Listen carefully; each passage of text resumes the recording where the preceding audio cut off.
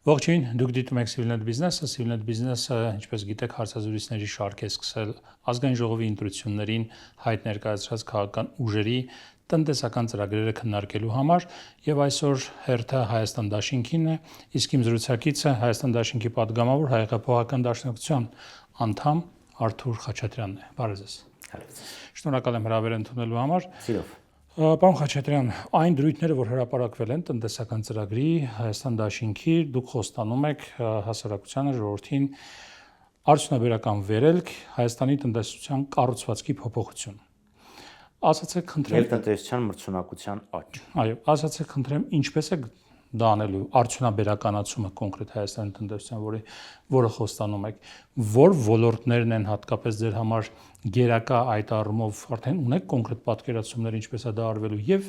մյուս կարևոր հանգամանքը վերջին 30 տարում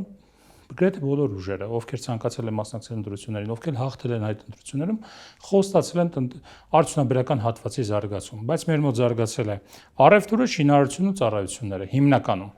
առաջանցիկ տեմպերով տնտեսության մեջ կարող է ուտոպիա է Հայաստանում արդյունաբերության զարգացումը։ Ընդհանրապես հարցը որ տալիս եք, շատ խորքային խնդիր է։ Նախընտրական շրջան, քարոզչություն, խոստումներ։ Ես հիշում եմ մի ընկեր ունեմ, ասեց 21 թվականին Նիկոլենք այնքան լավ բաներ էին խոստանում, որ հենային սխալվում է իրանց օգտին էի քվեարկել։ Բայց ընտրությունները, քանի որ բիզնես հաղորդում է ձեր մոտ, շատ նման են հարցազրույցի, աշխատանքի ընդունվելու հարցազրույցի։ Չէ՞, մարդը գալիս է, ասում է, տեխնացուն գալիս է, ասում է, ես գործ ամենալավը կանեմ։ Գործատուն ժողովուրդն է։ Գործատուն ժողովուրդն, այո։ Ժողովուրդ ինձ ընտրի, ինձ նշանակի։ Հիմա դիցուկ դուք ժողովուրդն եք։ Չեք ասի, լավ, այսքան բան որ խոստացել ես, իսկ ընդհանրապես մինչև ստեղ հասնել է, ինչ ես արել։ Չէ, մարդու ռեզումեն են նայում, անցած ճանապարհն են նայում։ Դրան դեռ կգանք, ինչ եք արել մինչև այս։ Շատ լավ։ Ես ավելի առաջ բերեցի դրան գալուն, որովհետև պետք է կարծում եմ դրանից սկսել։ Նախագահ Քոչարյանի հետ Դաշնակցությունը համագործակցել է, կոալիցիա է կազմել 99 թվականից, հիմա մտքով հետ գնանք 99 թվական, պետք է ասեք դե 27 տարի է անցել, բայց ամեն դեպքում հետպատերազմական երկիր, քայքայված տնտեսություն, այո, մենք հաղթանակով էինք ավարտել առաջի պատերազմը, բայց եւ այնպես մեծ արտագաղթ, վայս ինչի սեպտեմբերի 21-ին գնացին քվեարկեցինք անկախության օգտին, հենասովետ էր, 1000 ներողություն հով լրված էինք եւ շատ կարճ ժամանակվա ընթացքում մենք տեսանք տնտեսական վերելք։ Եվ անկախ նրանից ես հիմա ձեզ ինչ թվեր բերեմ, դուք կարող ասեք, սենց էս ներկայացնում, նենց էս ներկայացնում, բայց կա փաստ, որ ինչի հաշվին։ Կա փաստ, որ համաշխարհային բանկը Հայաստանը կոչեց Կովկասյան վագր, հարավարևելյան Ասիայի վագրերի անալոգիայով, եւ բավականին հաստափոր գիրք հրապարակեցին, որ Հայաստանի կայուն աճի մոդելը կարող էր օրինակելի լինել մյուս երկրների համար։ Այո, շինարարությունը էական դեր է կատարել, եթե դուք պետքա բերեք ոչ արտահանելի, ոչ արդյունաբերական ճյուղը։ Բայց այո, ասեմ, շինարարությունը դեր է կատարել, բայց աճը միայն շինարարության վրա չի եղել։ Վերջ-վերջում մենք տեսանք, որ արդյունաբերական ձեռնարկությունները, որոնք շատ երկար ժամանակ չեն գործել, սկսեցին գործել։ Մենք տեսանք, որ որը ալյումինի գործարանը եւ հանքարդյունաբերությունը եւ կոնյակի գործարանը։ Արդյունաբերական լուրջ արդյունաբերական մյուս կլաստերներից, այսինքն մեծ մասը դրանք մինչեւ 99 թվականը քանդվել, քայքայվել ու վերացել էին։ Զգալի մասը, բայց օրինակ ալյումինի վերացած գործարանը մնացին։ Դրանից բացի նաեւ այո, մետաղագործական, մետալուրգիական ոչ միայն առաջնային հող փորելը, այլ մենք տեսանք, որ մետալուրգիական գործարանները սկսեցին աշխատել, կոնյակի գործարանի մասին ես խոսեցի, վերջ-վերջում IT մեծ ընկերությունները։ Իսկ կոնյակ գործարանը մինչև էտել էր, ուղղակի Pernod Ricard Ranger-ը չէր, բայց այն աշխատանքը ինչ էր, մի քանի մասի բաժանվեց, պաշարները թալանվեցին, ծավալը շատ փոքր էր, վերջ-վերջը պետքա որ հիշեք, էլի Պարոն Խաչատրյան, կայուն է այն տնտեսությունը, որ ստրեսների հետ իմանում։ 2008 թվականի ֆինանսատնտեսական ճգնաժամի ժամանակ այդ նույն տնտեսությունը, որ դուք անվանում եք կայուն զարգացող տնտեսություն Կովկասյան վագր, ինքը այնպես խամրեց միանգամից, որ 14% տնտեսական անկում ունեցավ։ Տարածաշրջանի ոչ մի երկիր այդքան չգահավիժեց, ինչքան Հայաստանը։ Նույնիսկ այդ անկումից հետո, չէ, եթե դուք բարձրացնեք աճ, որովհետև միջին աճը վերջի 2001-ից 2008 թվականին եղել է 12-11-8%-ի կարգով։ Նույնիսկ եթե դուք 14%-ով իջացնում եք,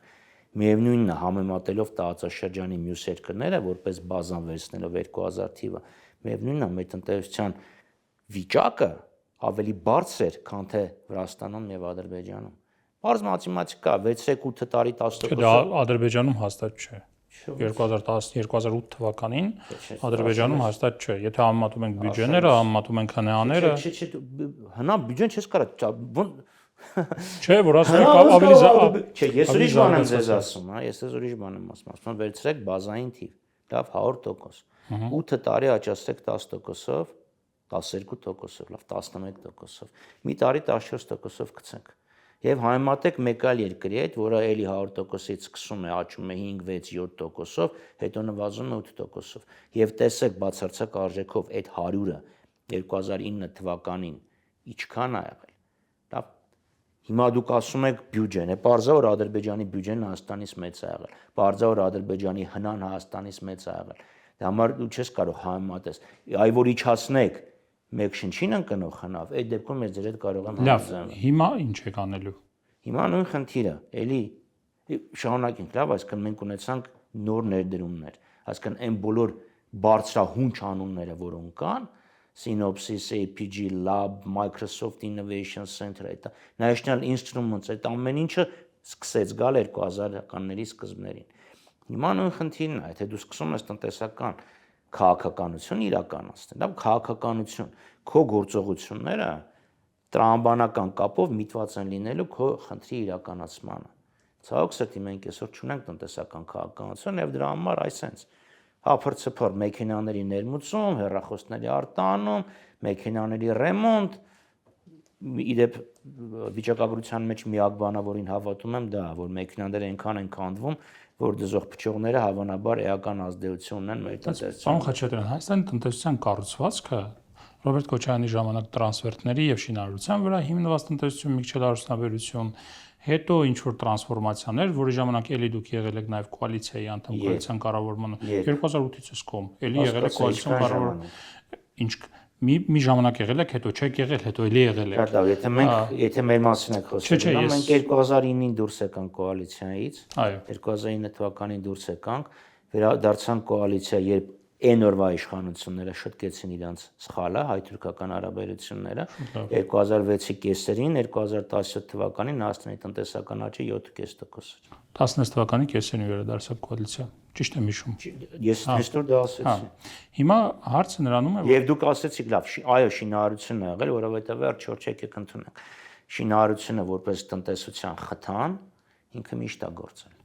Չէ, ինքը բարձր է, ինքը ամենա այսպես մուլտիպլիկատիվ էֆեկտ ապահովող ոլորտներից է, քաշականացող ոլորտներից է։ Կար նաև եկեք ես էական տարբերությունը բացատրեմ, լավ։ Նախ շինարարության զգալի մասը պարտք չի եղել։ Պարտք չի եղել։ Նույն Լինսի հիմնադրամը, նույն այլ մասնավոր, այստեղ Հյուսիսային պողոտան, սա պարտքով չի կառուցվել։ Դրանից բացի նույն ենթակառուցվածքային շինարարությունը, ենթակառուցված, այսինքն ասֆալտի տակի փողոց կառուցվել է օրինակ Մեղրիից դեպի Երևան, դեպի հյուսիս եկող երկրորդ ճանապարհը Շվանիձորով։ Ռազմավարական կարևորագույն նշանակություն ունեցող ճանապարհ։ Կառուցվել է Սելիմի կամ Վարդենյաց լեռնանցքը, ժողովուրդը Սելիմի ասում։ Այսինքն դուք Սելիմի կառուցումը, Շվանիձորի կառուցումը համեմատում եք Բաղրամյան պողոտան 2 տարին մեկ ասֆալտապատ։ Այդ ժամանակվա ձեր ասած արդյունաբերականությունը որքանով էր համահունչ այն որոշման հետ, որ կայացած այդ ժամանակ Ռոբերտ Քոչարյանը համապատասխան ակտիվները գույք պարտքի դիմաց Ռուսաստանին հանձնելու եւ դրանցից որևէ մեկը հետագայում նպաստեցին Հայաստանում արդյունաբերության զարգացմանը։ Խնդիրը հետեւյալում է։ Նախ 3 ձեր հարցը որ տալիս եք 3 կոմպոնենտ ունի։ Սկսենք առաջինը, երբ է ձևավորվել պարտք։ Կապ չունի, որոշում է կայացվել գույքը պարտքերի մասը։ Պարտքը ձեռվել է 90-ականների սկզբներին, պարտատերն ասում է պարտք ստուր։ Բայց այդ պարտատերը շատ էլ երկրների պարտքերը ներել Այն է։ պարտքի հետ խոսեցեք։ Քեզ ասել են պարտքը տուր, եկեք տնտեսական արդյունության մեջ խոսենք։ Այլապես ես կասեմ միլիարդի չափել զենք ես ձրի ստացել, որ Ադրբեջանը մինչև հիմա վնգստում է։ Խոսել է, եկեք ամբողջական խոսենք։ Միլիարդ այն թվով, որ Ադրբեջանը վնգստում է, այսինքն եկեք դա էլ ինչ որակի զենք են ստացել։ Այն որակի զենքն ա եղել, որ մինչև Նիկոլի գալը դու պաշտպանում ես սահման։ Սիրուն սու 30 չէր ստացել, բայց պաշտպանում էր։ Չհաշված նաև Իսկանդերը։ Վերադառնանք մեր թեմային։ Ուրեմն մի շեղեք։ Ես չեմ շեղում։ Շեղում եք։ Դուք խոսում Չէ, դուք շեղեցիք ասիկ ուրիշ երկրներին զիջելա։ Այո, զիջելա։ Դե լավ զիջելա քեզ է միլիարդի զրի զենք հա տվել։ Ներքին գներով միլիարդի, որ առներ կարող է 5 միլիարդ նստեր։ Ինչևէ, այսինքն նախ դու այդ պարտքը պետքա փակել։ Դա նույն որակի զենք է, եղել ինչ որ Ադրբեջանը իր փողերով գնել է։ Դու քո փողով գներ, ով էր քեզ խանգարում։ Չէ, բայց ասում եմ նույն որակի զենք է եղել։ Այն որակի ա եղել, որ դու պաշտպանել ես սահմանը մինչև 10։ Ախր ընդհանրական մի պատասխան եք հարցը, ուղիղ պատասխանեք, նույն որակի եղել թե ոչ։ Այն ինչ որ դու ստացել Մեզ ես։ տվել են մետալալոմի մոտ զենք, թե զենք, որը իսկապես Ո՞վ է գործել է։ տեսել մետալալոմազը։ Ես հիշում եմ, որ այն տանկերը, որոնք մենք առնում էինք, հետո ուղարկում էինք Լեհաստան այդ տանկերը մոդեռնիզացնելու։ Լավ, հասկացա դու չէիր առնում, դու ձրի ստանում էր, մոդեռնիզացնում էր։ Այսինքն որ մոդեռնիզացիան գնի 15%-ն է, բայց 85%-ը։ Վերադառնանք էլի, որտեվ ստեղ զիջում ենք։ Այսինքն 15%-ը ավելացնում ես, բայց 85%-ը որ ձրի է եղել, դա մասին մոռացա։ Ոնց որ ես քեզ նվեր տամ մեքենա, ասես, գիտես ինչ կա, կարբյուրը անինչ ինժեկտորը գնացել ռեմոնտ եմ արել, մի հատ էլ բողոքես։ Չէ, դե զենքերի մեծ մասը եւ մեր պատերազմում եւ հիմա ուկրաինական պատերազմում ցույց են տալիս որքան անհարցունավետ են։ Մեր պատերազմում մինչև Նիկոլ Փաշինյանը եղավ գերագույն գլխավոր հրամանատար, մեր պատերազմում այդ զենքերը գործում են։ Մեր պատերազմում չէին օգտագործում այդ զենքերը, որովհետեւ պատերազմ չկար այդ ժամանակ։ Հա, չկար, որովհետեւ գիտեին, որ այնտեղ կանգնած է այդ զենքը։ Մյուս խնդիրը, այսինքն Իսկանդեր էս աշխարհում կար երկու պետության մոտ։ Չեն կարա դրա վրա աշկ թափենք։ Եվ երբ Նիկոլ Փաշինյանն ասաց 10%-ով կապված։ Okay, մնացածներն էլ, այսինքն պիոնել, գիացինտել, սմերչել եւ մնացած ամեն ինչն էլ։ Լավ, ինչև է։ Մյուսիչներ հետաքրքիր Ռուսաստանն էր մեր տեղը պատասխանում, որ Իսկանդերով չեն հարվածել իրենց Ադրբեջանի տարածքին։ Այդ արդեն Նիկոլին է։ Այդ արդեն Նիկոլին է։ Բայց այնուամենայնիվ մյուս խնդիրը հիմա առաջինը, ասկան պարկը գոհացել է, դու պետքա տեղ։ Մյուս խնդիրը։ Սովետական միության տնտեսությունը, որ հա, երկրորդ կոմպոնենտը, ոչ Մերգելյանը, ոչ Մարսը, ոչ Նյութագիտության ինստիտուտը չէին գործում։ Մերգելյան ինստիտուտը իմ տնից մի երկու կանգառ էր ներքև։ Այնտեղ չուրկի էին գործում։ Շատ լավ, բայց ինքը չգործող էր։ Այդ պայդերությամբ, լավ, կառոպկա էր ընդհանրապես։ Հիմա մյուս խնդիրը, եթե դու տալիս ես պարտքի դիմաց, ինչ ա գալի։ Ինքը մեկը ստեղ մնում աշխատում է եւ սկսում է քո հնան գեներացնել։ Այլ խնդիր չի, այսինքն դու դրանով փորձում ես Հայաստանը կապել գլոբալ արժեշղթաների հետ, որովհետեւ Մերգելյանը ինքը առանձին, ինքը մի մեծ շղթայի մի հատված է։ Կապվեց։ Ինչ որ չափով կապվեց։ Որ Այն որ էլի Մերգելյանը սկսեց ստանալ պատվերներ, մեծ, շատ, քիչ, բայց էլի ինչ որ բանով սկսեց։ Մարս գործարանը մասնատվեց ինչ որ ազատ տնտեսական տարածք, դարձավ անհասկանալի։ Սա բայց գործեր չէ։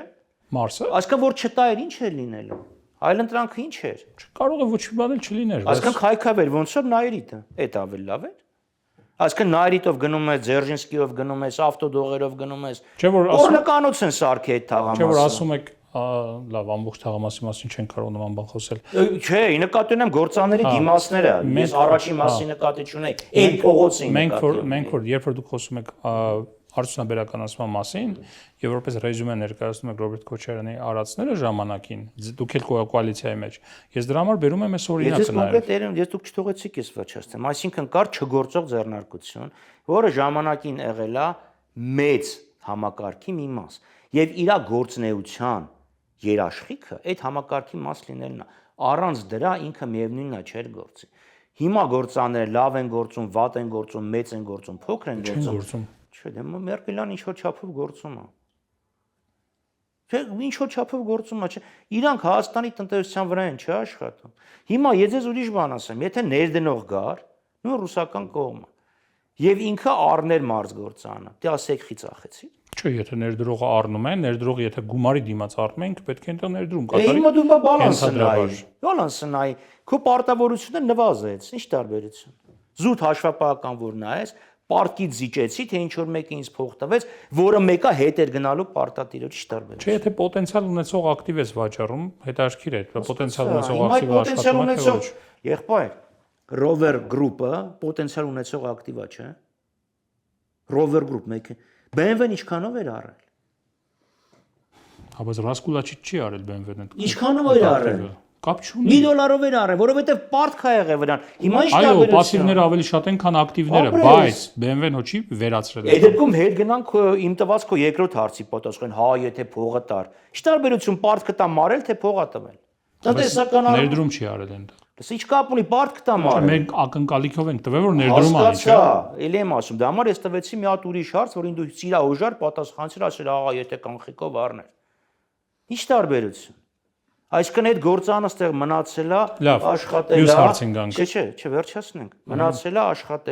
աշխատել են հայեր, հարկ եկել է Հայաստանի բյուջեին, հնան ավելացել է Հայաստանի բյուջեից։ Այսինքն որ ասում են եկավ, տարավ, չի եկել։ Չէ, գործարանը ոչ մեկ չի տանում, գործարանը կարևոր է որ աշխատի, բայց գործարանը չի աշխատել։ Այսինքն գոնե արդեն թալանած է եղել, ինչ որ բան քիչ-քիչ աշխատել է։ Լավ է եղել, վատ է եղել։ Հիմա ուրիշ նույն հրազդան ջեկը, դա էլ գնանք, չէ, դրա հետ մեկտեղ։ Այնքան թանկ է էլեկտրոէներգիա արտադրում են չենք վերցնում դա։ Ներդրողը ներդրում արեց, չէ, պարտքը փակեց, չգործեց, այդ գործարքից ով շահեց։ Քո պարտքը պակասեց։ Նույնիսկ եթե ինքը հաջորդ օրը այդ գործանը քանդեր, միևնույնն է, ելքը, արդյունքը քո պարտքը նվազեց, որովհետև դու չէիր կարող դա աշխատացնել ոչ թե այն պատճառով որ դու անբաշար ես։ Այս ռոպեական արդյունքը այս ռոպեական չի, բայց Հայաստանի տնտեսության պոտենցիալի ձեր ասած արդյունաբերականացման տեսանկյունից ինքը կոչվում է դեինդուստրիալիզացիա։ Ինչ եմ եղբայրս, ինչ եմ ասում, այդ գործարանը, այդ ինստիտուտը ինքը մեծ համակարգի համար ստեղծված ինստիտուտ էր։ Ինքը առած մեծ համակարգին կպնելու միևնույնն է չէր աշխատում։ Այո։ Այսինքն դու որ դա ոչ մի բան չանեիր, զմրսեիր, մեկ օգուտ ավելի վնաս կլիներ։ Դու ասում ես, ահա եթե գային ներդնեն, ուրիշ ներդրողներ կային, ասեցին ոչ։ Բայց նույնիսկ այդ գործարքից դու 1 միլիարդի օգնություն, ինչքան ա եղել 300 միլիոնի օգնություն է ստաց, 100 միլիոնի դրական ազդեցություն է ունեցել։ Այն թվի 100 միլիոնը։ Քո պարտքը այն թվին 100 միլիոնը։ Մենք քանի որ խոսում ենք արդյունաբերականացման մասին։ Հասկացա, դու վերցնում ես 5 ձեռնարկություն։ Տեսեք, կապ չունի։ Դուք ունեք 5 ձեռնարկություն, ես որպես Ես ասեմ դու վերցնում ես 5 օրինակ։ 5 ձեռնարկություն ունեք, որոնք ունեն որոշակի պոտենցիալ։ Ես գալիս եմ, պարտքի դիմաց դրանք վերցնում եմ, ոչինչ չեմ անում։ Պարտքս մարում ես։ Պարտքը մարում եմ։ Ոչինչ չեմ անում։ Ոչինչ չես անում։ Ես ասեմ ինչ-որ մասով գրեթե ոչինչ չեմ անում։ Իրենց պոտենցիալի համեմատ այդ ամեն ինչ արվել է այնտեղ գրեթե ոչինչ է։ Ոչինչ չեմ անում, ինչ է տեղի ունենում։ Ձեր արդյունաբերական պոտենցիալը ուղղակի վարի է գնում։ Վերանում է։ Պարտքի դիմաց։ Հա, պարտքը մարեցինք, հետո պոտենցիալ լողի աշխարհի չեմպիոն դառնալու 50+ տարեկով մարդկանց շրջանում։ Ունեմ այդ պոտենցիալը։ Դա նշանակում է ես դառա։ Այդ ձեռնարկությունները չէին աշխատում, հասկանում ես։ Եվ իրանք այն վիճակում էին, որ իրանք աշխատացնելու միակ տարբերակը մեծ համակարգին կպցնելն էր, արժեշղթերին միանալն էր։ Դրա դիմաց դու կարող ես ստանալ ավելի մեծ եկամ։ Եթե նպատակը մեծ համակարգին կպցնելն էր ու դրա համար է վաճառվել։ Իրանք այնտեղ սիստեման այնտեղ իրանք խնդիր ունեցան, որովհետև VPK-ի պատվերների մասին խնդիր կար, հետո Ռուսաստանը օրենք ընդունեց ես բան եմ ասում, որ դու աստղ չգիտես։ VPK-ի մասին իրանք սահմանափակող օրենք դրեցին եւ դրա համար այդ գործարքը չեղավ։ Բայց արդյունքում դու 100 միլիոնի պարկ թոթափեցիր, արդյունքում թեկուզ փոքր իրանք սկսում էին աշխատեն, որովհետև նենց չի է, որ չգիտեմ, Դյուպոն եկե կանգնել էր, ասում էր կաուչուկի գործարանը ծախի ինձ, Միշլենն եկե կանգնել ասել դողերիդ գործարանը ծախի ինձ, չգիտեմ, Թրամփ եկե ասել էր քո Մերգելյանը ծախի ինձ։ Բայց դու այդ գործարքի արդյունքում կրկնում եմ, այն օրվա թվով 100 միլիոն է, սրվա երևի 5 միլիարդն է։ Դու Չէ, բայց դա ինչքան թիվ ասում։ Չգիտեմ, չեմ աշխատ։ 1 միլիարդ կլինի։ Չեմ կարող ասել, չգիտեմ։ Մեկին 10 կարա չլինի։ Չգիտեմ։ Ընդունեմ մեկին 10, ընդունեմ։ Թող ձեր ասածն է։ Այսինքն 1 միլիարդի քո տնտեսության օգուտ է եկել։ Դու ասում ես կարար գար ոչ թե 1, այլ 1.5, ասեմ օքեյ։ Բայց նախ եւ առաջ մի հատ ընդունի, որ 1 միլիարդ է եկել է։ Հետո մի հատ թղթով հաշվի, ասա չէ միլիարդի փոխարեն կարար 1.5 տան։ Այդ դեպքում դա կլներ արդեն տնտեսությունը հաշվարկ է սիրում, Ես հենց դա ասեցի։ Դու ուրեմն հաշվարկի պետք է հասկանալ։ Պարոն Խաչատրյան, ձեր դրույթները տնտեսական ընտրական ծրագրի տնտեսական դրույթները երբ նայում եմ, եթե ընդհանրացնեմ, հա, մոտավորապես խոսում է հետևյալի մասին։ Առաջարկում եք հարկային արտոնություններ, գյուղացիներին 15 միլիոն դրամի վարկերի պետության կողմից 100% սուբսիդավորում, երեխայի ծննդյան դեպքում 2 եւ ավելի 3% եկամտահարկի նվազում, փոքր ձեռնարկությունների զբաղվողների համար կկիրառվի վճարված հարկերի 100% վերադարձի մեխանիզմ, ոչ թե փոքր ձեռնարկատիրությամբ զբաղվողների համար, փոքր ձեռնարկություններին, ոչ թե այնտեղ զբաղվածներին, այո, վճարած հարկերի 100% վերադարձի մեխանիզմ, եկամուտների եւ թոշակների ավելացում, թոշակների 50% ավելացում, բազային թոշակների, այո։ Ուրեմն անապահովների կոմունալ ծախսերի ձմեռվա ընթացքում 100%-ով փոխհատուցում, գույքահարկի նվազում, մեկ էլ անվճար բուհական կրթություն։ Այո։ Կներեք, որտեղից է ամեն ինչ ֆինանսավորվում։ Մի կողմից ծախսերի աճ է, մյուս կողմից հարկերի կրճատում։ Շատ լավ, բայց եթե դու տնտեսությունը սկսում ես զարգացնել, քո մոտ գալիս է նաև եկամուտների աճ, չէ՞։ Այսինքն դուք բալանսի այս մի կողմն եք նայում, հիմա այս մի կողմը նայ։ Եթե դու ունենաս տնտեսություն, արդյունաբերական եւ նաև պոստինդուստրիալն էլ մեջ է, էլի, հասկան ակնհայտ է, չէ՞ որ պոստինդուստրիալ ռևոլյուցիայի խնդիրն է։ Չնայած Թրամփի տարիֆային քաղաքականությունը նշանակում է, որ ինքը նաև ինդուստրիալի ինչ-որ մասը ուզում հետ բերի Ամերիկա։ Այսինքն ինդուստրիալ եւ պոստինդուստրիալ զարգացումը բերում է նաև բյուջետային եկամուտների աճին եւ արդյունավետությամբ բարագամ այդ աճը, այսինքն հասանելի միջոցներն ավելի շատ են լինում։ Շատ լավ։ Հիմա մյուս խնդիրները, չէ՞, տեսեք։ Փոքր ձեռնարկությունների ներդրումը մեր տնտեսության մեջ շատ մեծ չի, բայց մենք չենք ասում չենք հարկել, ասում ենք կգա, հետ կվերադառնա, որովհետև դա ֆիսկալ դիսցիպլինայի է բերում։ Մարդը պիտի իմանա ինչքան ստացավ, ինչքան ծախսեց։ Որտեվ մեր հայրենակիցներն էլ չէ, մեկը ապրիլի 20-ին ասում են փողս պրծավ։ Այսինքն դա ֆիսկալ դիսցիպլինային է բերում։ Դրանով բացի անից դու գնում ես տեղական արտադրողի խթանմանը, գնում ես ներդրման փոխարինմանը։ Ես ասեմ, կառավարությունից ես բազմաթիվ գրություններ եմ ստացել, թղթեր ա եկել, որ ջղայնությունից գցել եմ մի կողմ, թղթեր ա եղել, ծիծաղել եմ, ասում եմ, ես ինչ է գրել, դուք ձեր գրածը вообще կարդացել եք թե չէ։ Մի հատ թղթը, որ ես կարդացել եմ եւ ինչքան կարդում եմ, այդքան ուզում եմ ավել կարդամ, իրոք հաճույքով ես կարդում։ Դա օրինակ թուրքական ապրանքների էմբարգոյի տնտեսական ազդեցությունն է Հայաստանի վրա, որ մենք ունեցանք ներդրման փոխարինում, մենք ունեցանք նույն գնով ավելի բարձրաժեք ներմուծումների փոխարինում։ Դրանով արդեն քո տնտեսությանը օգուտ կարող ես բերես։ Դա մեկ։ Մյուսը, եթե դու ներդրումները արդյունաբերությունների զարգացման մեջ։ Վերջի անգամ կառավարությունն եկել է հարկա, ներողություն եմ խնդրում, պետական վարկա զեկուցում 70 միլիոն։ Ասում եմ, այդ 70 միլիոնից քանիսն է գնում ռեալ տնտեսություն, ռեալ ներդրում, քանիսը այն փափուկ բանցիկներն են, ասում եմ 20 միլիոն գնում է ներդրումների տեսքով։ Այն 50 միլիոնի մեջ մտնում է ջրային բաշխման բնագավառում գենդերային հավասարության ապահովում։ Միայն դա։ Ասացի մտնում է։ Մտնում է, նաև դա է մտնում։ Պարոն Խաչատրյան, այսինքն դա որ հանես այդ բանցիկները։ Այն ինչ որ դուք առաջարկում եք, հստակ չափելի է։ 10 մինչև 15 միլիոն դրամի վարկեր, փոքր եւ միջին բիզնես եւ այլ։ Այդ ծախսերը եւ հարկերի նվազումները հստակ չափելի են, դա ձեզանից ընտրողը պահանջելու է։ Ասել եք 15 միլիոն, տվեք։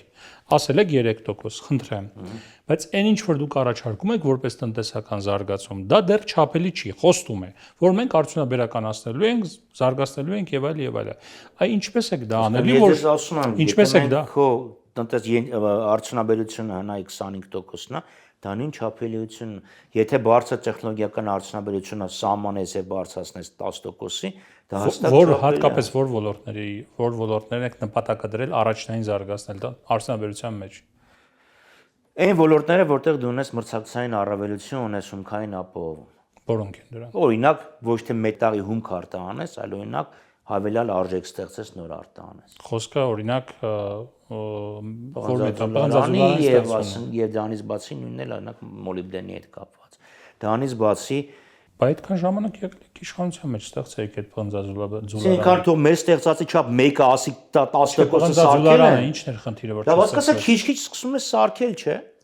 Պարոն Խաչատրյան, դուք վստահ եք, որ Հայաստանում կարելի է պղնձաձուլարան ստեղծել, ծծմբական թթու ներկրել Վրաստանի տարածքով, հետո Վրաստանի տարածքով արտահանել եւ այլ։ Դա իսկապես կստացվի։ Մենք ձեզ ծծմբական թթու չենք տա։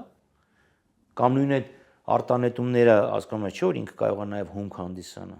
Հիմա տեսականորեն քիմիան Սովորաբար ասում են, որ մեծ ձուլարաններ ստեղծվում են այդ ժամանակին ասվում էր նաև Սերժ Սարգսյանի կառավարության ժամանակ, երբ որ խոսում էր դրա մասին, ասում էին, որ դա անհնար է, որովհետև պետք է նախ ունենաս դու ծով դեպի ելք, որովհետեւ այդ քիմիական նյութերի ներկրման հետ կապված խնդիրներ չունենաս, իսկ երրորդ երկրները կարող է թույլ չտան վտանգավոր քիմիական նյութեր Հայաստան ներկրել։ Նախ դրա մասին նաև Նիկոլենքեն ասել, հասկան Սերժ Սարգսյանի անունը տալուց պետք է Նիկոլենցի անունը։ Դե ասել են, բայց արել են։ Չէ, ի նկատի ունեմ, որ այն մեկին ասում ես, այն մյուսին։ Այո, իհարկե։ Դե տենց սկսենք։ Երկրորդը դու ցիանիդ մտնում է Հայաստան, չէ, որովհետև ոսկու կորզում պետք է։ Կորզման ժամանակ ցիանիդներ օգտագործում են։ Եթե ցիանիդ մտնում է, ծծմբական թթուն ինչի չպետք է։ Հասկանում եք, ցիանիդի պոտենցիալ վնասատվությունը Թերև ծավալների մասն է, մասնագետ չեմ, չգիտեմ, բայց ծավալների մասն է, բայց մի գրամ ցիանիդը, ցիանը շատ ավելի մեծ վնաս կարող է հասցնի, քան թե 100 կիլո ծծմբական թթուն։ Մեկ էլ որ ասում եք, որ ուրեմն արդյունաբերությունը պետք է հասցնեք հնայի 26%-ին, ես ճիշտ եմ, 25 լավ։ Ես ճիշտ ասած թվեր հանեցի անցյալ տարվա տվյալները։ Անցյալ տարվա տվյալներով հետևյալ պատկեր ունենք։ Արդյունաբերական արտադրանքը Հայաստանում կազմել է 3.3 տրիլիոն դրամ։ Հայաստանի ընդհանուր հնան 11.3 տրիլիոն դրամ է եղել 2025 թվականին։ Երբ որ փորձում եմ համեմատել այս երկու թվերը իրար հետ, ստանում եմ մոտավորապես 25-26% ձեր ասած։ Այսինքն ձեր այդ ինչու՞մն է կայանալու ձեր թեզ թվերի մեջ ինչ-որ մի բան է ինչի։ Նախ թվերի մեջ լիքը սուտ բան կա, հիմա եթե ուզում ենք խոսենք 2 րոպե խոսենք, հետո անցնենք մեր ասածին, հա։ Որտեվ արդեն իսկ այս թվերով Չէ, խոսքը գնում է երկու մշակողի մեջ, որովհետև ստեղ իրանք ունեն, լավ, երկու խնդիր կա։ Առաջինը արդյունաբերություն, որ ասում ենք, ի նկատի ունենք անը մեջը չմտած, հանքարդյունաբերություն։ Իսկ վերամշակողի մասին է վերամշակողի մասին է խոսքը գնում դա մեկ։ Երկրորդը դեկտեմբերի 4-ին ազգային ժողովը ընդունում է պետական բյուջեի մասին օրենք։ Ժամկետը ուշադիր լսեք, դեկտեմբերի 4, որտեղ ֆինանսների նախարարը, որտեղ կառավարությունը ասում է, որ մեր ակնկալած տնտեսական աճը կազմելու է 5.2%։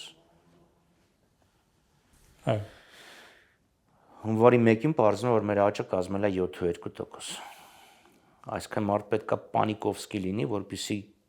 27 օրվա մեջ 40%-ով սխալվի։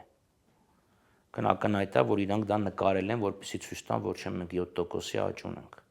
Մյուս խնդիրը, եթե դու ինչ-որ մի բան բերում ես Հայաստան եւ Հայաստանից ստանում ես, իրանք ձեռի հետ նաեւ ցույց են տալի, որ Հայաստանի ներսում ստեղծվել է արդյունք։ Խոսքը վերարտանման մասին է։ Այո։ Ես հիշում եմ 2 տարի առաջ որոշում է տնտեսությունը, բայց 2 տարի առաջ ես անց ասացի, որ ում եք ձեռ առնում, ոսկերչությունը չի կարող մի տարում 26 անգամ աճի, 26 թե 23, կարծեմ 26։ 23-ն է քիչ չի, լավ, ասի ոսկերչությունը չի կարող մի տարում 23 անգամ աճի։ Դե Հայաստանը այդպես տնտեսական հրաշքների ճակերտավոր երկիր է միշտ եղել, երբ լոլիկի արտահանումն է 20 անգամ աճել մեկ տարում ժամանակին, երբ Ռուսաստան էր արտահանվում։ Ահա դրա համար էլ սահմանը փակրեն, ասում են, այս կոնյակը ոնց որ թե բանը ծաղիկի այսքան դուք տարբերակ չունեք։ Ծաղիկը, մյուսը։ Հիմա ինչ եմ ձեզ ասում։ Ծաղիկը ուրիշ խնդիր է, դու կարող ես ասել, սաղ տանը սկսել են վարդ հաճացնել, բայց ոսկերչությունը սպეციფიկ ոլորտ է։ Պերաշկի թխել չի էլի։ Հիմա նայեք Հայաստանի վերարտահանումները, էլի առաջ տեղում ոսկին է կազմում։ Ես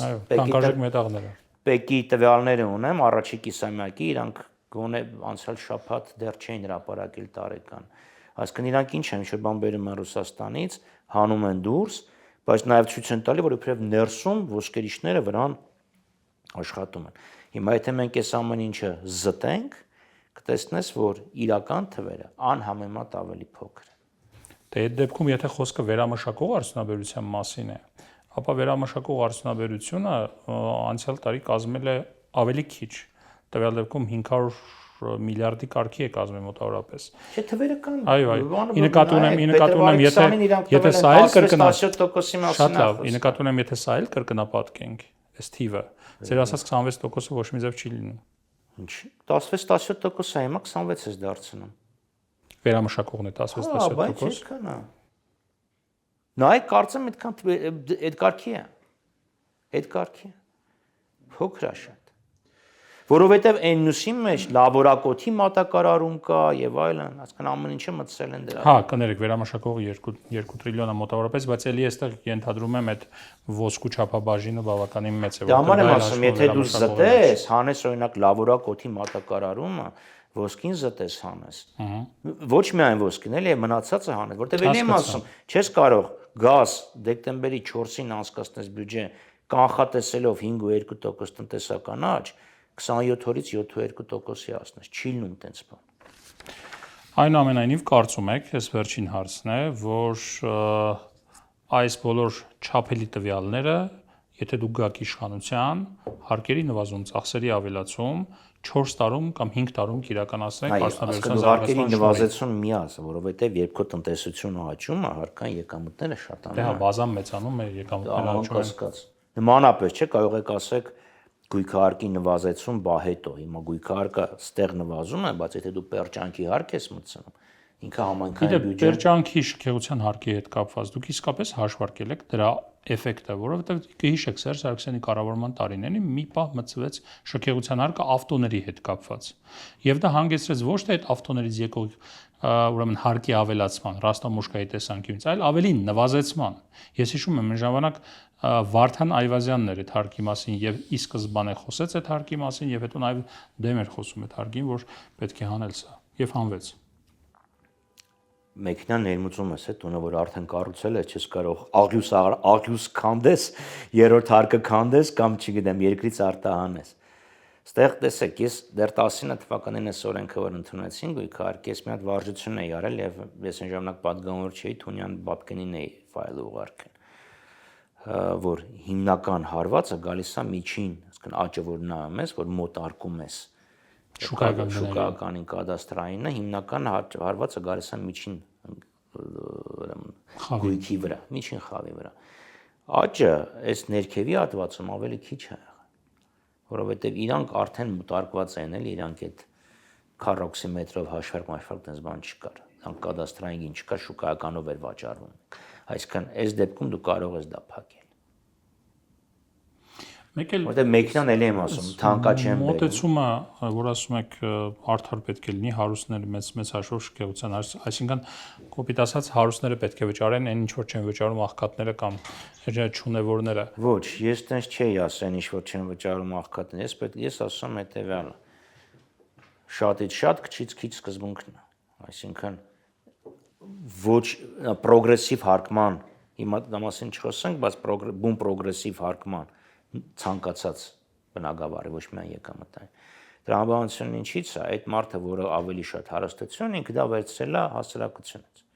Չէ, հասարակության հետ է։ Բայց իր աշխատանքի եւ քրտինքի ընդունեցի, ակնհայտ չեմ ասում։ Կրակնանք է, որ մարդը հարստացել է եւ